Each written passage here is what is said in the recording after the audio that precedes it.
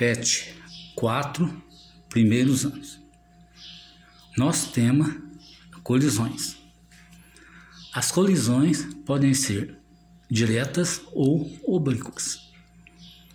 Nas colisões diretas, a direção do movimento dos corpos não muda depois do choque.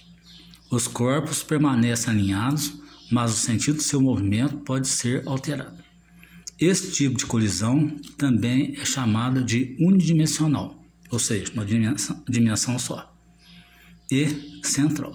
Nas colisões oblíquas, os corpos se movem em direções diferentes depois do choque. Vamos ver uma a uma. Colisão elástica. Nessa colisão, a energia cinética do sistema permanece a mesma depois do choque. Os corpos não sofrem deformações permanentes, apenas deformações elásticas, e não há produção de calor durante a colisão. Eu tenho aqui dois exemplos de colisões elásticas, muito elaborado. A colisão inelástica. Nesta colisão, a energia cinética do sistema não se conserva depois do choque. Os corpos sofrerão deformações permanentes e sua energia inicial será transformada em outras formas de energia, como a produção de calor durante a colisão e o som da colisão. Então, tem aqui um exemplo, né?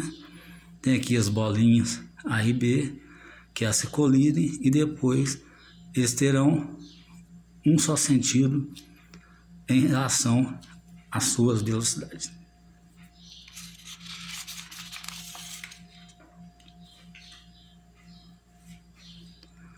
Após um choque completamente inelástico, os corpos se movem juntos com a mesma velocidade.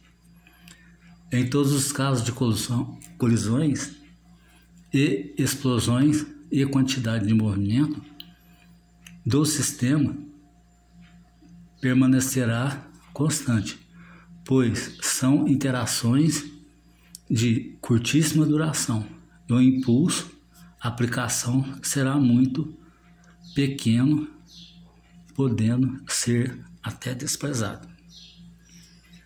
Vamos agora aos nossos exemplos. Eu tenho aqui o exemplo 1. Um pêndulo de Newton possui 5 bolinhas de massas iguais, a 30 gramas cada uma, inicialmente em repouso. Uma pessoa puxa uma única bolinha paralelamente à linha do pêndulo e a solta. Ao tocar a próxima, a primeira bolinha estava com velocidade 0,5 metros por segundo. Após o choque, apenas a última bolinha de brinquedo entra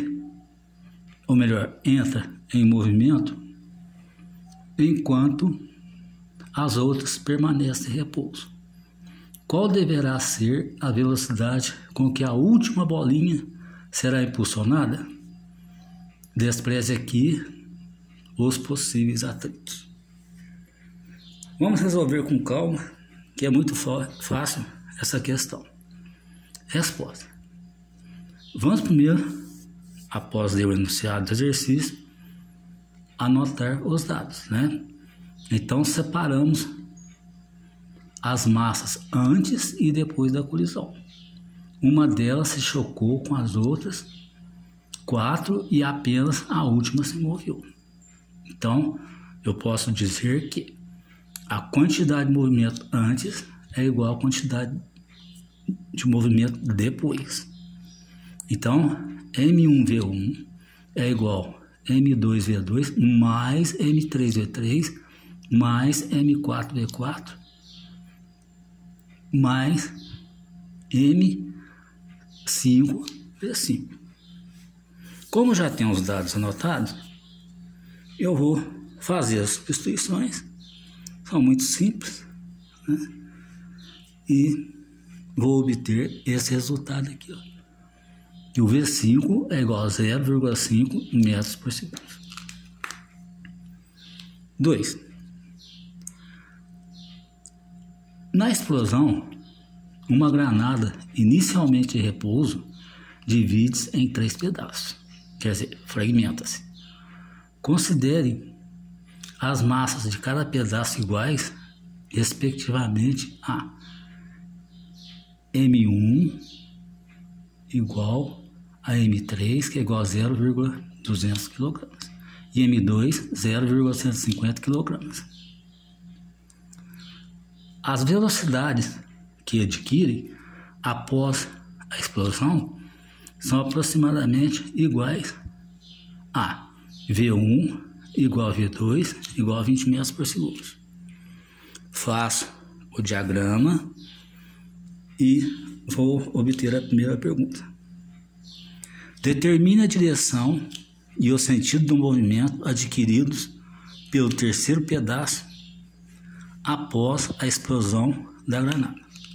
Resposta: a direção do movimento do terceiro pedaço será a mesma de sua quantidade de movimento. Lembre-se que os vetores da quantidade de movimento possuem a mesma direção e sentido dos vetores de velocidade. Para determinarmos, devemos fazer a resultante entre esses vetores. Pronto, agora aqui entramos na cinemática vetorial. Então tem aqui os esquemas, né? Então a nossa resposta final será o vetor Q3. B. Qual o módulo da velocidade adquirida pelo terceiro pedaço da granada? Vamos responder. Muito simples. Q1 é igual a M1V1, que é igual a 0,2 vezes 20, que é igual a 4 kg metros/segundo. Q2, M2V2, igual a 0,15 vezes 20, que é igual a 3 kg metros/segundo. Então, aplico o cálculo da resultante vetorial. Dá-se para ver tranquilamente aqui que a resultante é segundo Pitágoras.